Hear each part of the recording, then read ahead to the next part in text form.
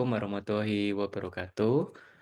Oke, baik kita sudah sampai ke bab pembahasan ya. Oke, saya buka dulu. Oke,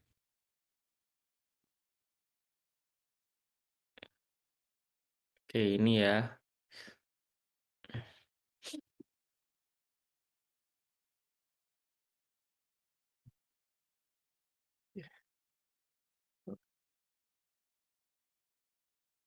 Kelihatan ya? Eh, oke. Nah, baik di sebelumnya ada pendahuluan, kemudian ada metode, methods ya kan ya. Kemudian berikutnya tentunya hasil dan pembahasan. Nah, kalau di panduan Karil itu ada halaman di 42. Nah, apa sih yang dimaksud dengan pembahasan? Pembahasan itu ya, nah itu berasal dari tujuan, kemudian permasalahan, ya bisa juga pertanyaan ataupun rumusan masalah yang ada di dalam tulisan kita. Nah, jadi kita akan lihat contoh ya dari karya ilmiah yang sudah ada. Tapi di hasil itu, jadi hasil itu adalah misalnya kalau kita kualitatif, berarti kan hasil apa yang ada di wawancara kita tuliskan. Tapi tidak semuanya wawancaranya itu kita tuliskan. Nah, jadi sebelum kita menuliskannya di hasil, maka hasil wawancara yang sudah kita peroleh dari partisipan satu, 2, 3, dan seterusnya, kita olah dulu. Misalnya ada bahasa yang kurang baku, maka kita bahasakan kembali dan juga eh, kita rangkum ya sedemikian rupa agar hasil ya tulisan tersebut bisa dinikmati. Nah, kalau di Karil ini dijelaskan hasil itu data atau temuan yang dibagi dalam beberapa hal ya. Bisa ilustrasi, bisa bentuk tabel ataupun gambar ataupun dena ataupun diagram ya. Bisa juga eh, berupa ya, gambar atau menekankan pada hasil yang penting pada teks. Nah, ini untuk beberapa ya misalnya tentang geografi dan sebagainya yang butuh gambar atau kita bisa menuliskan pada misalnya lokasi penelitian kita. Nah, itu untuk hasil ya. Kemudian pembahasan itu dari hasil itu ya, kita butuh menjelaskan. Jadi bukan diulang. Jadi apa yang sudah ditulis misalnya di hasil ya tekstualnya itu ditulis lagi di pembahasan tidak. Nah, misalnya di hasil itu menyampaikan bahwasanya nah, komunikasi yang dilakukan ya oleh influencer, nah itu memberikan dampak positif pada motivasi ya, followernya. Ya, kita bahas di sini di pembahasan. Ya, jadi kita bisa kaitkan dengan teori apa yang disampaikan oleh influencer A ya tentang motivasi itu bisa meningkatkan semangat untuk para influencer itu sesuai dengan penelitian A, B, dan C. Nah, itu atau kita juga bisa memberikan gagasan lain ya. Ya, tentunya kalau di pembahasan itu ya kita juga harus kuatkan ya dengan teori atau ya mensitasi dari artikel lain. Oke, kita akan lihat ya contohnya misalnya ya kemarin tentang komunikasi ya. Nah, strategi komunikasi. Strategi komunikasi ya misalnya pemasaran ini ya. Kita ambil ini contoh ya. Oh, ini terlalu lama ini. Kita rentangnya aja 2020 2025. Ini saya ingatkan sekali lagi, jadi kalau untuk kita mensitasi ataupun mengambil kutipan penelitian terdahulu yang relevan sesuai dengan penelitian kita. Nah, kalau artikel itu 5 tahun terakhir ya, kalau buku bisa 10 tahun terakhir. Nah, ini bisa bisa kita gunakan ya, kita gunakan eh, apa artikel yang kita lakukan ini agar eh, bisa kuat. Jadi jangan ambil 1990 atau 93 dan sebagainya. Itu terlalu lama. Ya, novelty-nya atau kebaruannya itu kurang seperti itu. Nah, ini contohnya ya, contohnya. Nah, ini hasil ya. Kita lihat langsung di hasil hasil pengertian dan ini contoh ya. Jadi bisa saja ini ada yang kurang pas dan sebagainya karena tergantung dari reviewer ya. Karena kualitas artikel ini saya ambil langsung dari Google Scholar ya. Jadi kita nggak ngelihat kualitas artikelnya. Nah, kalau pengen ngelihat kualitas artikel ya, kita sebaiknya yang seperti minggu sebelumnya adalah Sinta. Nah, ini kurang terlalu lama ini ya. Ini artikelnya tahun berapa ini? Kayaknya 2013. Nah, ini kita ganti aja. Kita ganti yang ini 2022. Nah, 2022.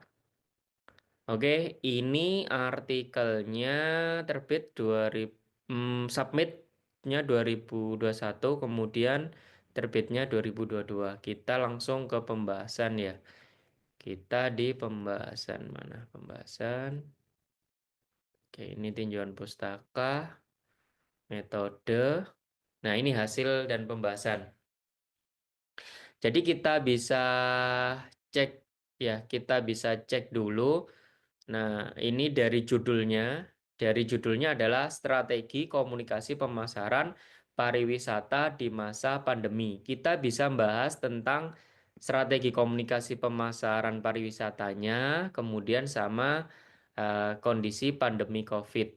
Kondisi pandemi COVID ini bukan yang kita bahas adalah tentang kesehatan dan sebagainya, enggak, tapi berhubungan dengan strategi komunikasinya.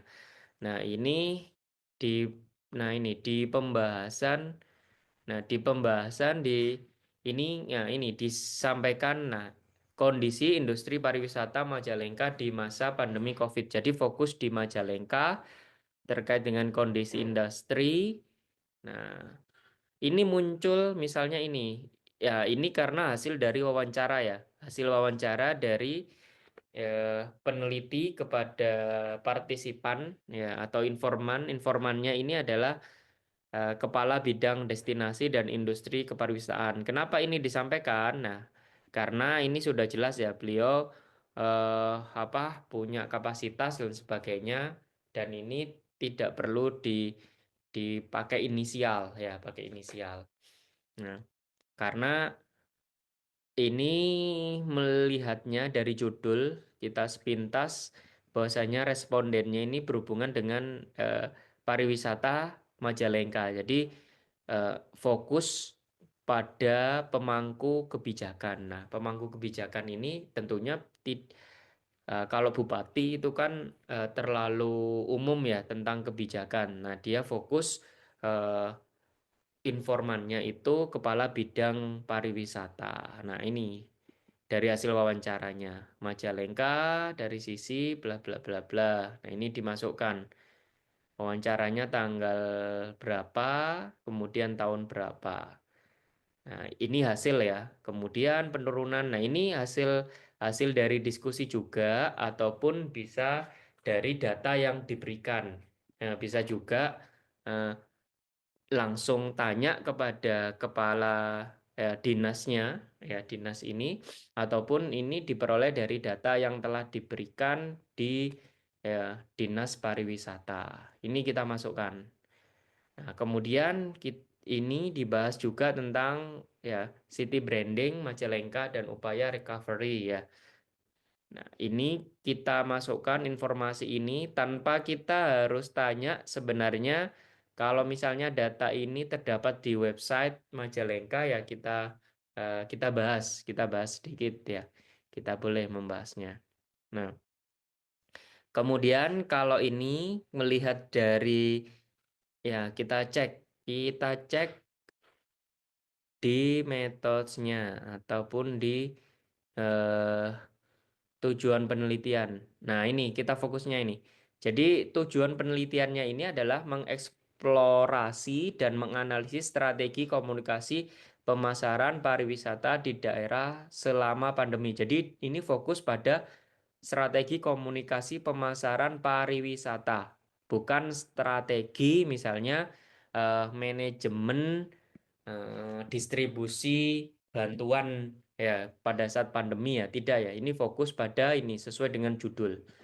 Nah, kemudian kita cek lagi yang dihasil. Nah, peneliti ini menggunakan ya pendekatan STP atau segmented ya, kemudian targeted ya, positioning ya. Jadi ya segmentation, targeting dan positioning. Nah, STP. Nah, bisa juga kita menggunakan strategi yang lain. Nah, kita sebagai peneliti tapi di sini di artikel ini dia fokusnya pada STP pariwisata Majalengka. Kita bahas di sini. Ya, STP ya, mulai dari ini analisis analisis hasil ini adalah analisis dari pengamatan kita sebagai peneliti. Kemudian kita taruh di dalam hasil. Nah, ini juga kan ya positioning. Ini oke. Kemudian berikutnya adalah fokus tujuan penelitian yaitu implementasi strategi komunikasi pemasaran ditulis di sini. Nah, ini apa yang dijelaskan oleh Dinas Pariwisata. Jadi, Dinas Pariwisata menyampaikan melakukan 8P, ya, Product, Partnership, People, Packaging, Place, Programming, Promotion, dan Price. Nah, marketing mix itu kan biasanya 4P ya, yang paling basic ya. Tapi kalau untuk jasa itu ada yang 6P dan ada yang 8P. Jadi tinggal kita milih yang mana yang kita akan pilih ya.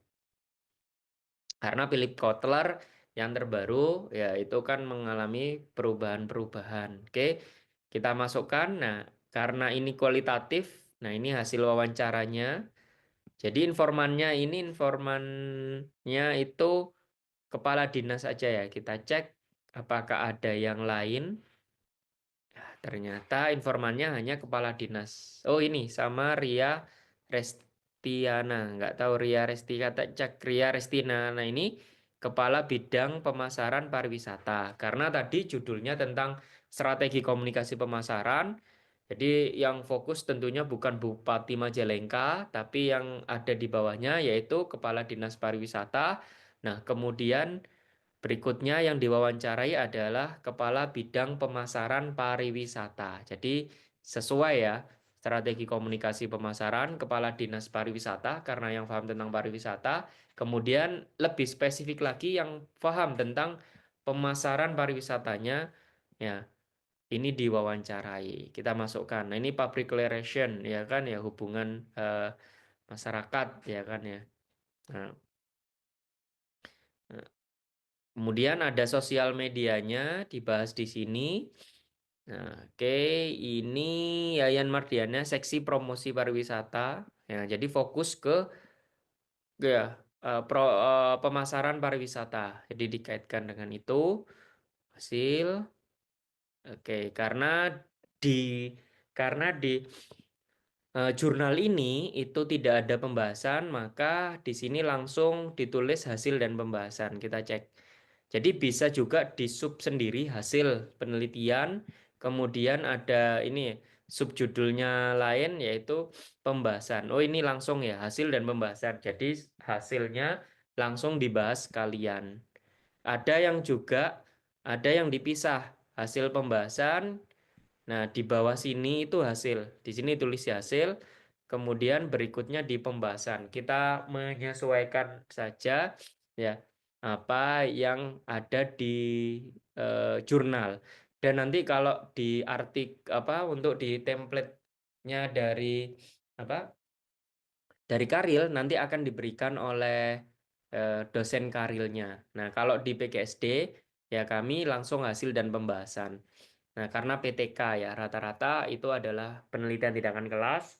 Jadi nanti kalau untuk yang di manajemen ataupun di ilmu komunikasi nanti minta saja ya kan pasti dikasih tentang template-nya dan mereka akan eh, mengecek.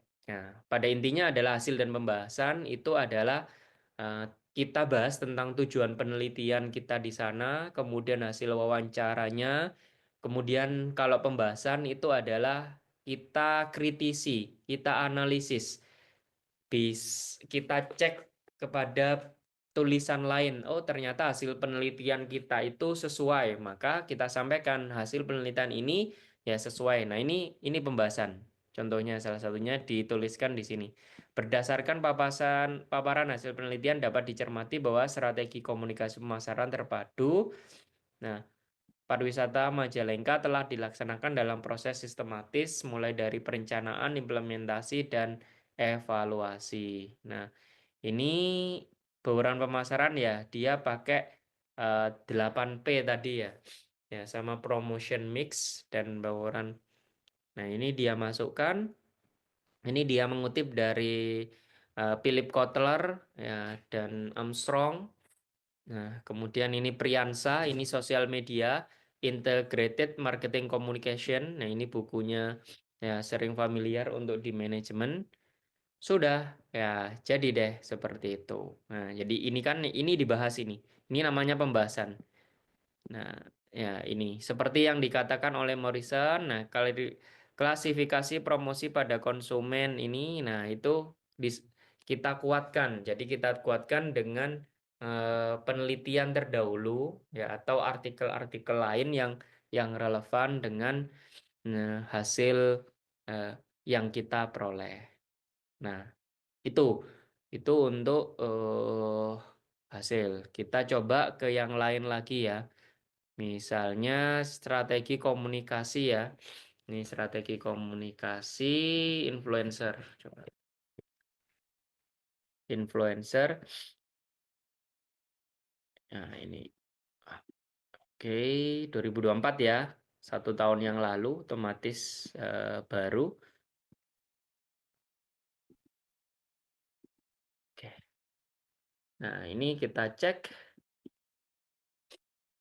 Ini judulnya Strategi Komunikasi Influencer, sebuah studi kasus tentang dampak Tasya Farahsya pada keputusan pembelian konsumen. Nah, ini eh,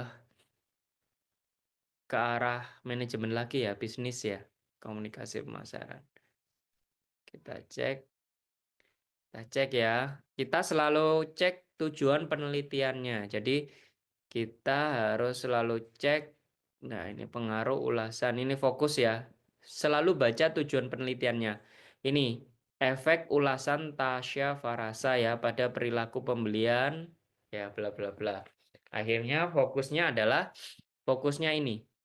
Apa yang dilakukan oleh Tasya secara dikomunikasikannya pada keputusan pembelian konsumen. Sudah fokus itu.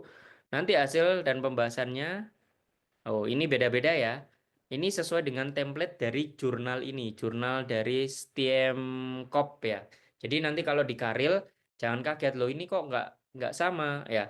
Karena setiap jurnal atau penerbit itu punya template masing-masing. Ada yang cuma langsung result ya atau hasil ya. Ya, ada juga sendiri, ada yang langsung digabung hasil dan pembahasan. Ada yang juga hasil dulu, di ini hasil penelitian, pembahasan pada sub lain. Oke, kita fokus ini ya sama. Ini gambaran ini masih ke studi literatur ya atau literatur review.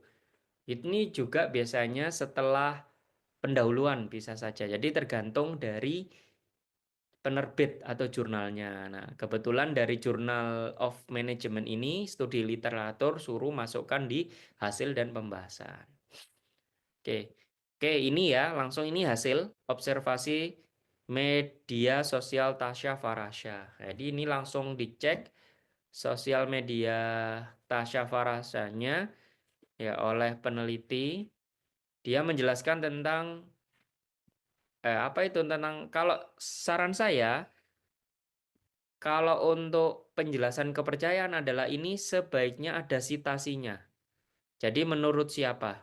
Bisa menurut Mirza, misalnya menurut Mirza kepercayaan merupakan elemen kunci. Jadi kecuali kalau pemik tulisan ini adalah hasil ide kita. Tapi lebih amannya kalau pengertian A, B, dan C itu ambil dari buku ataupun artikel lain. Jadi sitasi Kak seperti ini, disitasi. Ya, disitasi. Oke. Nanti akan saya ajarkan sedikit ya tentang sitasi dari Google Scholar ya, biar mudah. Tapi sebaiknya enak langsung dari jurnal ya, lebih aman. Oke, ini jadi ini lebih dikit ya, lebih sedikit ya.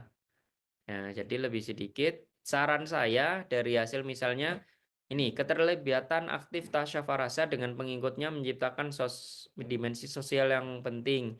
Nah, ini bisa dikuatkan ya. Menurut ya Hamzah, hal itu sesuai dengan penelitian dari Hamzah terkait interaksi antara influencer dengan pengikutnya atau followernya itu memberikan dampak positif terhadap keputusan pembelian. Nah, itu jadi dikaitkan. Jadi dikaitkan. Ya sudah, seperti ini aja. Nah, misalnya studi tentang, nah ini sih menguatkan ini. Ini penguatan. Ya, cuma nggak dikasih tahunnya ya. Nah, ini seharusnya ada tahunnya. Nah, menemukan bahwa ulasan tasa farasa memiliki dampak signifikan pada keputusan pembelian. Nah, ini. Jadi seperti itu. Ya. Jadi lihat di tujuan penelitiannya, tujuan penelitian kita, kemudian ya kita bahas di sana. Jadi jangan jauh-jauh dari judul. Kalau misalnya eh, apa kita fokus pada strategi komunikasi influencer, berarti nanti di hasil pembahasan ya strategi komunikasi influencer Tasa Farasa. Kemudian berikutnya adalah keputusan ya konsumen ya. Itu kita masukkan di hasil itu.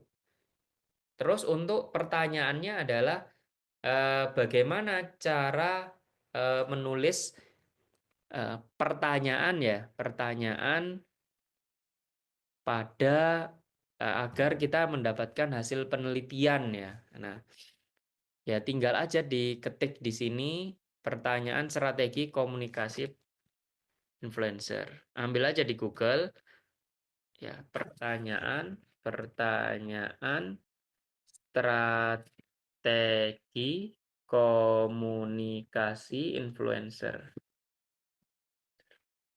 Sini.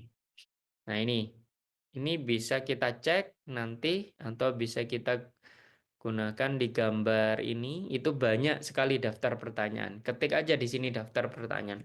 Daftar pertanyaan.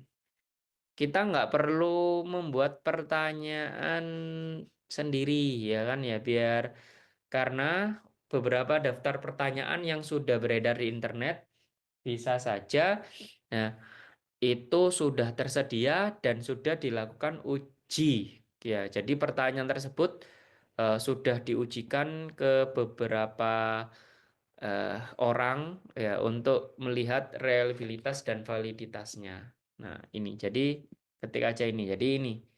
Nah, tinggal dirubah aja misalnya apa yang Anda lakukan sebelum menjalankan strategi komunikasi pemasaran untuk ya, Tokopedia ataupun TikTok dan sebagainya. Sesuaikan aja ya di sini.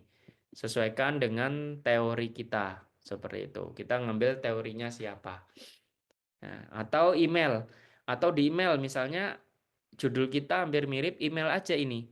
Antonius Felix sampaikan saya nama bla bla bla bla bla mahasiswa Universitas Terbuka Taiwan. Saya tertarik dengan tulisan ya Anda yang berjudul strategi bla bla bla bla. Bolehkah saya meminta daftar pertanyaan dari artikel tersebut? Ini kan tinggal klik aja ya ini emailnya. Emailnya ada biasanya. Nah, ini emailnya. Oke, di email aja seperti itu. Nah, itu. Nah, kemudian untuk mensitasi ini biar gampang ya nanti. eh, Misalnya kita ambil ambil ini ya.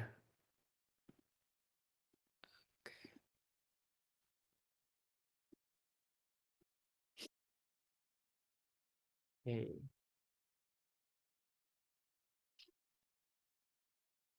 Nah, misalnya kita ambil contohnya ini ya.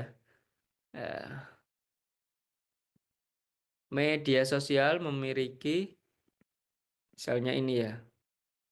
Kita copy, kita taruh di Microsoft Word ya.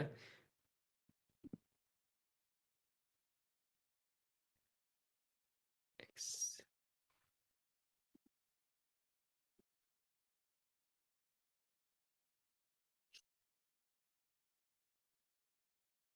Kita taruh dulu.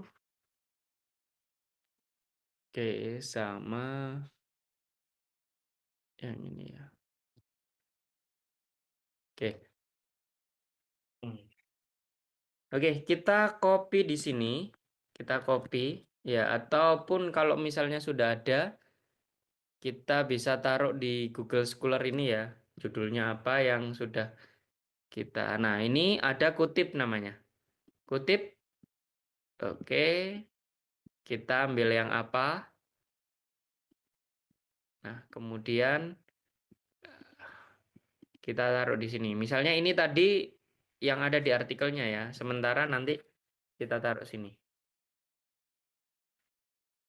Oke. Berarti ini Felix. Bisa gini. Ya, Felix 2000 kita cek 2000 berapa ini? 2024. Oke, 2024 ya. Felix 2024. 2024. Oke. Nah, ini cara mensitasi. Ini saya ambil ya, dari artikel yang ada di punyanya Felix ini tadi. Nah, ini daftar pustakanya. Kita nanti tinggal menyesuaikan ya. Kita tinggal menyesuaikan. Ah, Kalau jenengan lebih mudah, ya itu memang pakai Mendeley, ya pakai Mendeley. Atau bisa juga kita melakukan gini, menurut ya Felix 2024 menyatakan bahwa bahwa nah media bla bla bla bla, nah media bla bla bla ini, nah contohnya ini sudah mengutip sama aja. Ya, sama aja. Seperti itu. Yang penting adalah Felix ini kita, oh ya maaf, ini Felixnya kan tidak menulis sendirian ya. Jadi dan kawan-kawan. Maaf, dan kawan-kawan. Kalau tadi ya ya Felix dan kawan-kawan. Ya, tinggal gini. Felix, Felix ya dan kawan-kawan. Tinggal dikasih tahunnya 2024. Oke, ini tinggal menyesuaikan aja pilih yang ini ataukah yang ini. Oke, tinggal kebutuhan saja. Kalau pakai Mendeley lebih enak. Ya, tinggal cepat nanti tinggal di searching aja di Mendeley. Oke, baik. Itu untuk pengantar kita. Silakan mungkin ada yang ingin ditanyakan. Jadi intinya adalah hasil penelitian itu daftar pertanyaan yang telah dijawab oleh responden kita. Kalau itu, maaf, eh, partisipan kita atau informan kita. Ya, kalau responden itu identik dengan kualitatif ya, kuantitatif. Kalau kualitatif itu informan atau partisipan. Nah, kalau ya kembali lagi ke hasil ya, jadi hasil itu fokus pada eh, jawaban dari pertanyaan-pertanyaan yang telah kita ajukan. Kalau untuk observasi, ya tadi misalnya hanya sosial media, ya tinggal kita mengecek ya dari postingan-postingan itu, kemudian kita analisis misalnya komentarnya dan sebagainya, atau bisa juga kita tanyai followernya. Jadi kita ambil di followernya itu berapa, ya. Sep- Seperti itu. Oke, silakan. Ada yang ingin ditanyakan?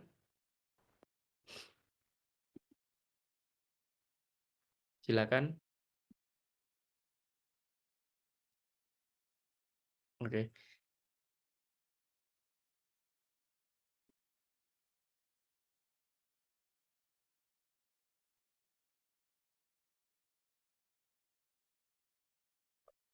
Baik, ada yang ditanyakan? Kalau tidak, saya lanjutkan ke kesimpulan. Ya. Oke, baik. Eh, Kalau di hasil ya, di hasil penelitian itu sudah ada, maka berikutnya kita ke kesimpulan.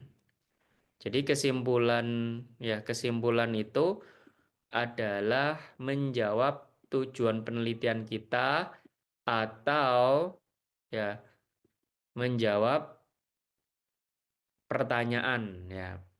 Ya, bisa ditulis biasanya di latar belakang ini ditulis eh, tujuan penelitian ini adalah bla bla bla atau rumusan masalah. Nah, bla bla bla bla. Jadi eh, menjawab eh, dua hal itu. Ya, kalau kita nuliskan tujuan penelitian berarti yang kita jawab itu. Kalau tujuan penelitiannya satu, ya tentunya di kesimpulan satu. Nah, ini tak tunjukkan yang tadi ya. Bentar. Oke. Nah, oke, ini ya.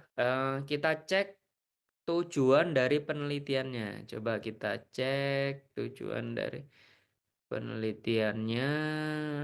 Nah, ini tujuan untuk memeriksa efek ulasan bla bla bla bla pembelian konsumen. Nah, seharusnya ini jelas ya. Tujuan penelitian artikel ini itu ya bisa menjawab eh, ulasan produk Tasya pada perilaku bla bla bla atau rumusan penelitian ini ya bagaimana eh, pengaruh misalnya atau bagaimana efek ulasan produk Tasya bla bla bla ya pada keputusan pembelian konsumen. Nah, kita fokus ke hasil sekarang. Dari hasil hasil atau kesimpulan ya ya simpulan atau kesimpulan. Nah, bisa juga kesimpulan, ya, ada yang lain eh, simpulan, kalau yang di bahasa Inggrisnya conclusion ya, conclusion. Jadi ini kita lihat dari sini. Jadi ini kan tadi pertanyaan sejauh mana konsumen mempercayai rekomendasi yang diberikan Tasya. Nah, udah berdasarkan temuan penelitian dapat disimpulkan bahwa branding pribadi Tasya nanti kan tadi untuk tujuan penelitiannya adalah untuk melihat ya bagaimana efek dari Tasya Farasya pada keputusan pembelian ya. Kita cek di sini. Nah, ini selain itu karya yang dia berkontribusi untuk membuat Tasya Farasya diakui lebih luas. Nah, ini seharusnya dijelaskan juga. Ternyata Tasya Farasya ini ya mampu mempengaruhi ya influencernya untuk membeli produk.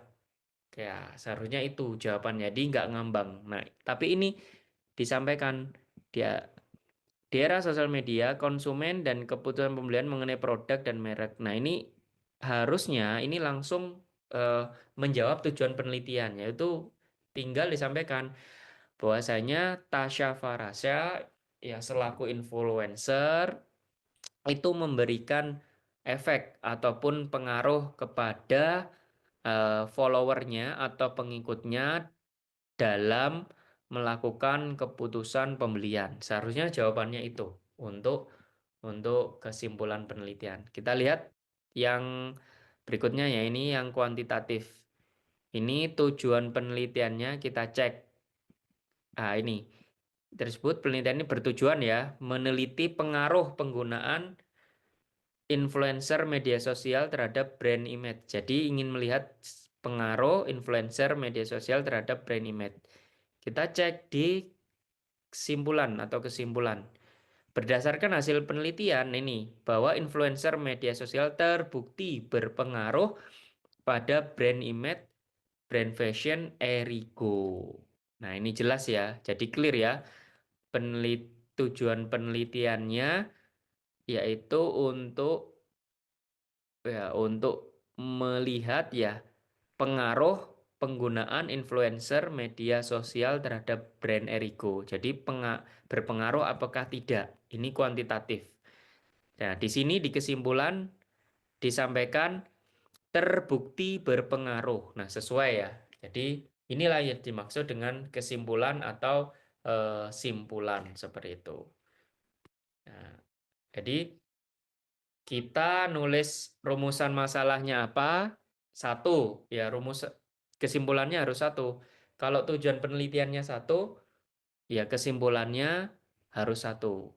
Kalau kesim kalau tujuan penelitiannya dua, maka kesimpulannya dua.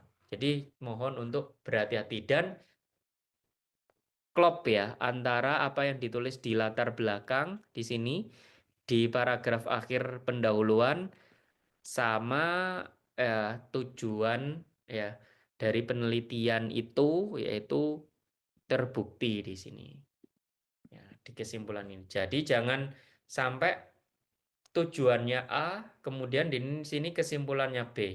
Misalnya kesimpulannya ya ini ternyata ternyata influencer media sosial terbukti berpengaruh pada keputusan.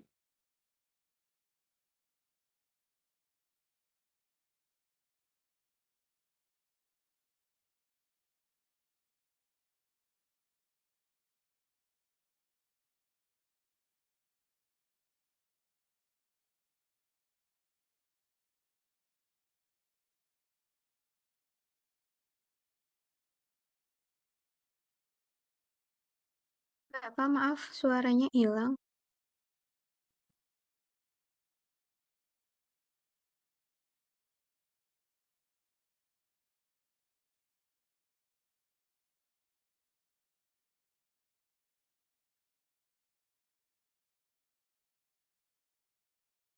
Oke, suara saya terdengar.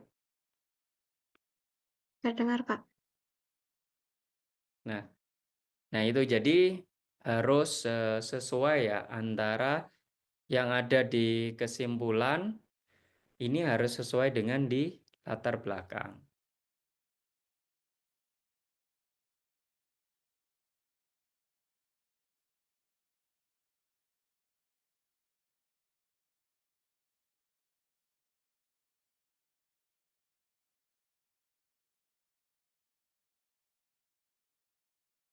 Terus kemudian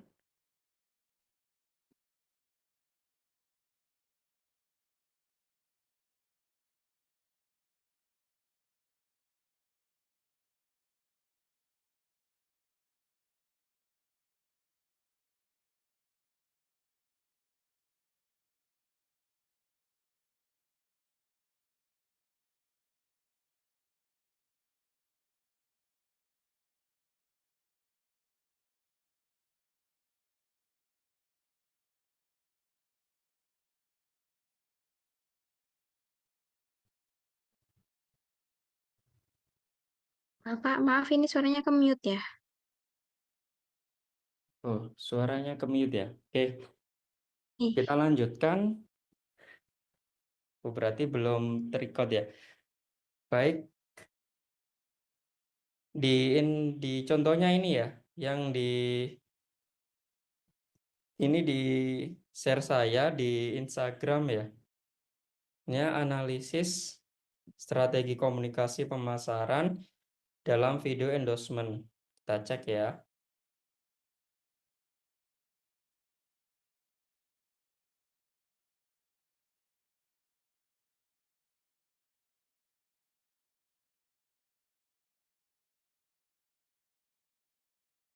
Nah, ini analisis strategi komunikasi pemasaran dalam video endorsement influencer Arif Muhammad dan Tasya Farasa. Nah, ini menggunakan dua influencer ya.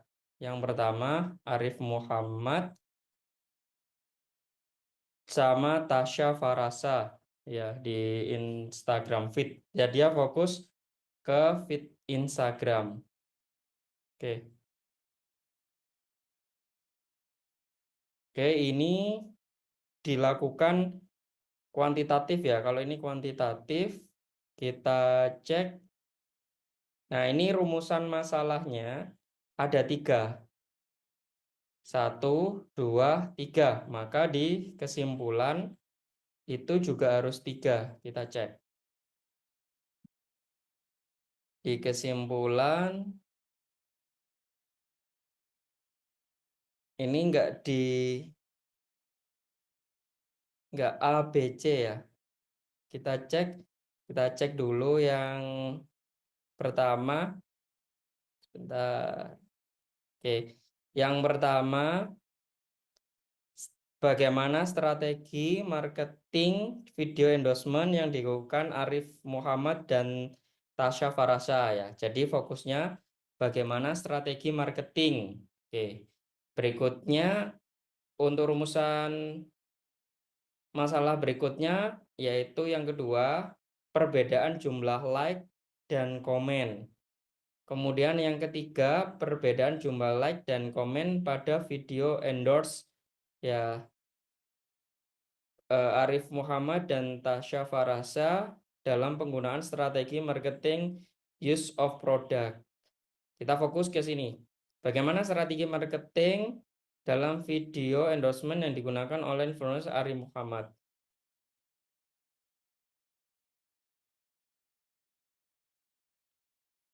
Oke, simpulan. Nah, ini perbedaan jumlah like ini yang pertanyaan kedua kalau nggak ketiga itu ya. Nah, oke. Kita lihat penggunaan strategi marketing yang paling sering digunakan oleh seharusnya gini. Di dalam kesimpulan ini itu ada 3 juga. Kesimpulan 1, kesimpulan 2, dan kesimpulan 3. Tidak dijadikan bentuk paragraf seperti ini karena si penulis awal ya itu menyampaikan 3 rumusan masalah. Nah, ini saran saya ya.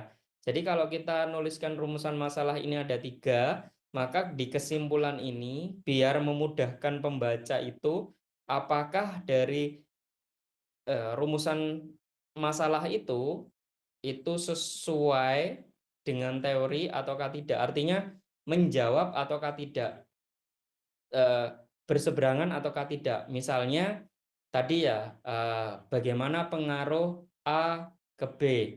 Maka di kesimpulan ini kan dari hasil penelitian bisa saja itu muncul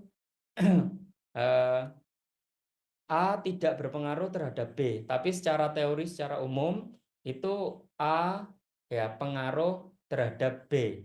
Ya, itu secara teori umum. Tapi kalau kita misalnya menemukan bahwasanya itu tidak sesuai dengan teori yang ada, nah kita bisa tulis di kesimpulan itu dan kita kuatkan dengan ya teori yang kita temukan misalnya. Tapi jarang sekali. Bisa saja itu karena tidak sesuai dengan teori pada umumnya, itu karena mungkin bisa metode kita yang salah atau jumlah responden kita yang kurang, ya bisa saja terjadi. Seperti itu. Oke, itu mungkin silakan ada yang ingin ditanyakan untuk hasil dan pembahasan, kemudian sama kesimpulan atau simpulan. Seperti itu. Oke, terima kasih.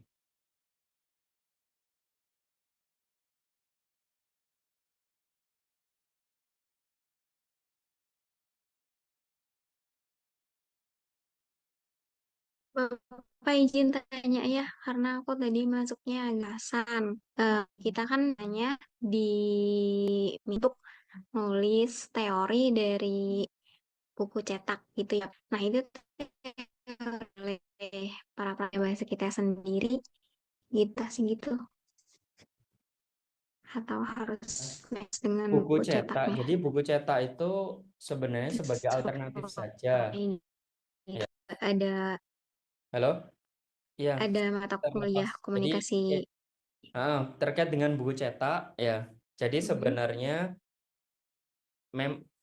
memang zaman-zaman sebelum adanya teknologi ya dan PDF, nah itu Hmm. buku cetak itu memang kita diajak untuk eh, membaca secara seksama. Tapi kan saat ini itu tidak hanya buku cetak yang tersedia, bahkan eh, pakai e-book ya, kalau electronic book itu tersedia. Jadi eh, jadi buku cetak itu memang bagus ya. Kalau memang kita memiliki akses di sana itu lebih bagus.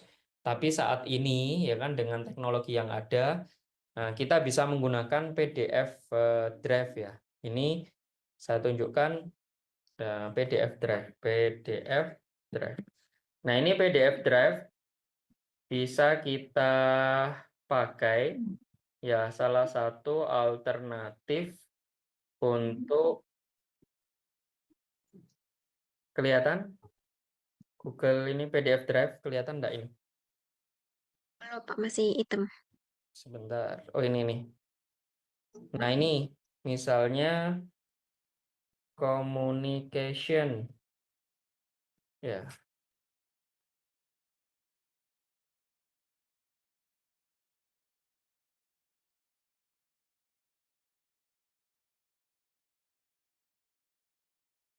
ini kok masih loading ya? Internetnya tuh.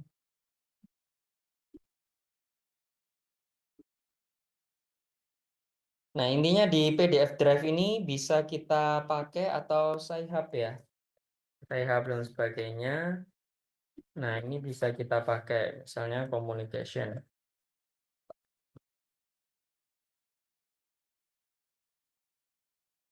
Nah, kalau terkadang enggak ya, ya namanya juga gratisan. Atau kita bisa pakai di Google Scholar ini, misalnya buku komunikasi. Buku komunikasi. Nih, kita lihat. Oh, ini ternyata ada versi fullnya. Ya, ini kan bisa kita pakai referensi. Yang penting kan di sini ada penulis, penerbit, ya kan? Ada tahunnya, itu kan sudah masuk dalam kategori ya. Apalagi ini 119 halaman. Nah, ini buku pengantar ilmu komunikasi. Ini cara mensitasinya. Nah, sudah tinggal menyesuaikan aja.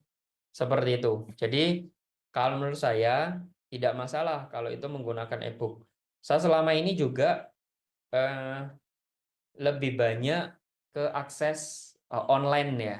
Karena buku yang saya punya misalnya terkait dengan eh, pengantar pemasaran ya, itu kan terbit 2000 berapa ya? 2020 kalau nggak salah atau ya 2020 kalau nggak 2019 itu kan ya terlampau jauh juga dan itu buku teks bahasa Indonesia. Nah, sekarang kan sudah banyak buku-buku teks ya itu yang dicetak online seperti itu yang bisa dinikmati.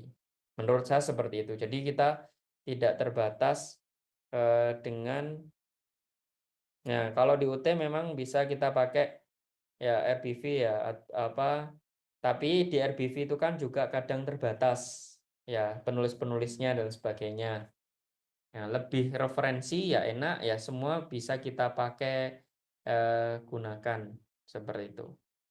Nah, ini ya ketik aja di Google Scholar, tulis e-book ataupun terutama buku yang berbahasa Inggris ya, book chapter ya. Jadi ada namanya book chapter, chapter misalnya tentang communication. Oke.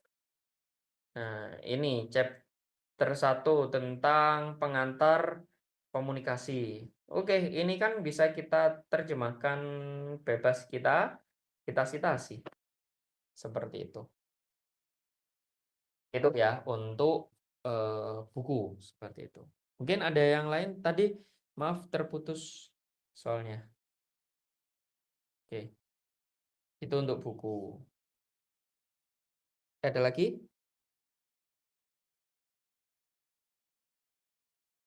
Bapak, Ya, silakan. kalau misalnya pakai studi fenomenologi, apa disarankan nggak di UT? Saya nggak ngerti ya kalau yang di komunikasi ya. Kalau saya di PGSD soalnya ngajarnya di PGSD itu biasanya PTK, penelitian tindakan kelas. Kalau Oh, di saya manajemen, nanti Pak. tanya aja di komunikasi ya, studi fenomenologi, coba tanya nanti ke tutornya. Jadi itu nanti tutornya, karena yang mengoreksi dan lain-lain itu tutornya. Karena beda ya, seperti itu. Terkadang beda tutor, beda keputusan ya. Iya, Pak. Baik, terima kasih, Pak. Oke. Ada lagi? Iya, Pak. Itu untuk rumusan masalahnya dalam penelitian, kalau kuantitatif itu kan biasanya dinomorkan, dipoin-poinkan. Nah, untuk di kualitatif itu biasanya, tadi kan lihat nggak ada poin-poinnya gitu, Pak. Apakah Iya. di dalam paragraf gitu, apa misalnya tujuannya beberapa gitu, Nah, tergantung dinomorkan? ya, tergantung dari kita sebagai peneliti. Jadi kalau kualitatif itu bentuknya paragraf, kalau kuantitatif bentuknya poin-poin tidak. Bisa saja di kuantitatif itu peneliti hanya fokus pada satu tujuan penelitian. Misalnya tadi pengaruh ya, misalnya pengaruh bauran pemasaran terhadap keputusan pembelian. Nah, kalau di sana hanya fokus itu, maka tujuan penelitiannya adalah bagaimana pengaruh bauran pemasaran terhadap keputusan pembelian. Nah, kalau dipecah lagi misalnya di SEM ya ataupun pakai pemodelan, maka bauran pemasaran ini kan ada 4P, ada 6P. Itu tinggal rumusan masalahnya P yang pertama produk. Bagaimana produk berpengaruh terhadap keputusan pembelian? Bagaimana harga berpengaruh terhadap keputusan pembelian? Ketiga, bagaimana harga berpengaruh kepada keputusan pembelian. Keempat, bagaimana promosi berpengaruh kepada keputusan pembelian. Nah, rumusan masalah yang pertama dengan rumusan masalah yang tadi saya sampaikan, 1 dan 4, itu tergantung dari peneliti. Jadi tergantung dari penulis. Dia membatasi karya itu hanya untuk menjawab 1 rumusan masalah ataukah 4 rumusan masalah. Seperti itu. Sama halnya dengan kualitatif. Ya, sama halnya kualitatif. Misalnya, ya tadi strategi bauran pemasaran dalam meningkatkan eh, omset pembelian ya. Fokusnya kan hanya menjawab bagaimana strateginya. Nah, di dalam strateginya itu bisa kita batasi apakah kita menggunakan segmented, targeted, dan positioning, ataukah kita menggunakan strategi yang lain. Nah, tergantung dari peneliti ataupun penulis di karya ilmiah itu. Jadi nggak ada, kalau kuantitatif itu poin-poin, kemudian kalau kualitatif itu bentuknya paragraf, tidak. Tergantung dari di latar belakang ataupun di pendahuluan kita sebagai peneliti itu tadi. Mau membatasi ke berapa rumusan masalah atau berapa tujuan penelitian. Jadi ditulis salah satu saja, rumusan masalah atau tujuan penelitian. Jangan ditulis dua-duanya. Misalnya di dalam eh, apa pendahuluan itu tujuan penelitian ini bla bla bla, rumusan masalah penelitian ini bla bla bla. Enggak, salah satu saja. Ditulis tujuan ataukah rumusan. Kalau lengkap itu deskripsi. Jadi deskripsi baru lengkap. Karena ini artikel ya. Artikel ilmiah ya. Ya, itu keumumannya seperti itu. Salah satu seperti itu. Mungkin itu bisa yang saya Terima jawab. kasih, Pak. Ada lagi?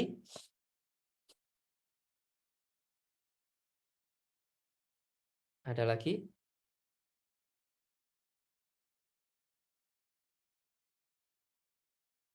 Sudah clear ya. Jadi ini kurang 2 menit. Mungkin ada yang ingin ditanyakan Nah, kalau enggak, nanti akan saya berikan ya contoh cara mensitasi PDF. Nah, itu yang sudah dibuat ya. Nah, nanti itu yang contoh dari biologi ya, yang dibagi dari PGSD ya, di grup Tuton PGSD, tapi 6 halaman aja. Nanti saya berikan ke Mbak Lita ya. Nah, itu mungkin bisa dibaca-baca di e-booknya seperti itu untuk mensitasi. Oke. Silakan, ada lagi yang ingin ditanyakan? Oke. Cukup di hasil dan pembahasan? Cukup ya? Baik, mungkin kita cukupkan dulu pertemuan kita pada malam hari ini. Minggu depan, ya, kalau jadi nanti akan saya ajarkan tentang Mendeley ya, fokus ke Mendeley. Jadi fokus ke sitasi ya. Nanti disiapkan kalau yang ada laptop ya pun ataupun komputer, nanti silakan diinstal Mendeley ya. Baik, terima kasih untuk semuanya. Semoga sehat selalu. Kita berjumpa lagi di lain kesempatan. Selamat malam. Assalamualaikum warahmatullahi wabarakatuh. Terima kasih. Waalaikumsalam.